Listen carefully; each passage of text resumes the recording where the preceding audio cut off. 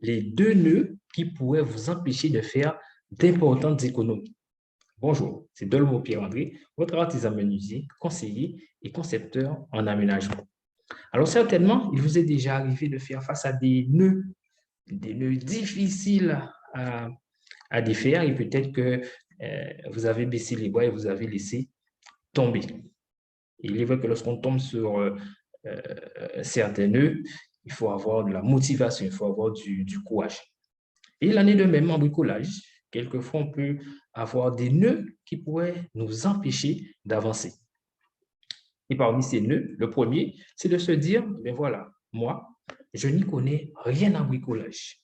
Alors, moi non plus, je ne connaissais rien en bricolage jusqu'à ce que j'apprenne. Mais c'est le cas également de Jeannette, Christine, Luisette et Jean, qui ne connaissaient rien non plus. Et du coup, ils n'osaient pas se lancer. Lorsqu'ils ont pu apprendre, savoir comment faire pour mener à bien leur projet, eh bien, ils ont fait en sorte de ne pas se laisser déstabiliser, que ce soit par des personnes qui leur disent « tu n'y arriveras pas, ce n'est pas pour toi, c'est pour les professionnels, les experts ». Eh bien non, ils ne se sont pas découragés, ils se sont lancés. Et certains ont préféré tout faire. Ils n'ont rien délégué. Ils ont eu la joie de concevoir et de réaliser leur projet d'aménagement de A à Z. Alors vous, aujourd'hui, eh oui, vous ne connaissez peut-être rien en bricolage, mais ce n'est pas une fatalité. Vous pouvez apprendre l'essentiel pour réaliser votre projet sans faire des années d'études et passer de longs moments à vous former. Tout est question de trouver le bon accompagnement. Le deuxième nœud, c'est de se dire « j'ai peur de me blesser ». Alors, sachez que la peur n'est pas votre ennemi du moment que vous ne le laissez pas vous paralyser. Alors, est-ce que vous avez peur d'être dans un véhicule, de traverser la rue? Alors, peut-être que oui, et heureusement, car la peur vous empêche justement peut-être d'être victime de l'accident, mais également de pouvoir rester vigilant. Donc, vous comprenez que la peur n'est pas une ennemie, mais au contraire, c'est une véritable aide. Alors, une question, est-ce que la peur vous empêche de vaquer à vos différentes occupations? Des occupations peut-être vous promener, vous déplacer en bus, en voiture. Alors, pourquoi la peur de vous blesser devrait-elle vous empêcher de développer vos capacités en bricolage?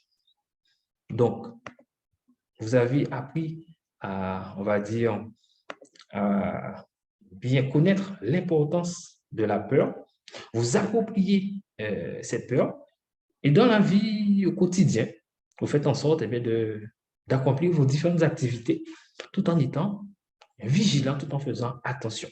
Et c'est là, on dira, l'importance d'avoir peur, car cela nous fait en sorte que nous puissions réfléchir sur nos actions de telle manière à bien les faire. Et c'est pour cela, en bricolage, il y a ce qu'on appelle les règles de sécurité.